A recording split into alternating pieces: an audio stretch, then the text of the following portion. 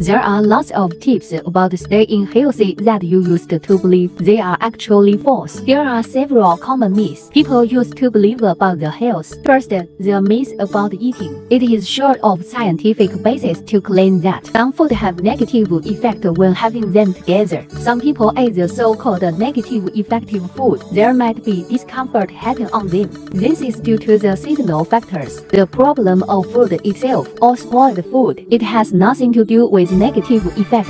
Drinking yogurt after meal does not help in digestion. Overeating will make the stomach into an irregular intestinal movement. Even drinking yogurt at this time will not help correct your intestinal movement. Meanwhile, there is not that much amount of enzyme found in yogurt. Even there is digestive enzyme, they will be completely perished by the digestive juice. That brown sugar won't help in replenishing the blood. Up to 96% of brown sugar is saccharide. It is not reliable to supplement blood with brown sugar. Although the skin of red dates is red, but the iron content of the dates is not that high enough. Eating food with high temperature won't protect the stomach but damage it. Hot food travels the entire way from mouth to stomach. There are three areas that are most vulnerable to high temperature. The first step is to get into our mouth, scalded our oral mucosa, causing ulcer. Second, from the pharynx to the esophagus. During this journey, the maximum temperature that the mucosa can bear is 60 degrees,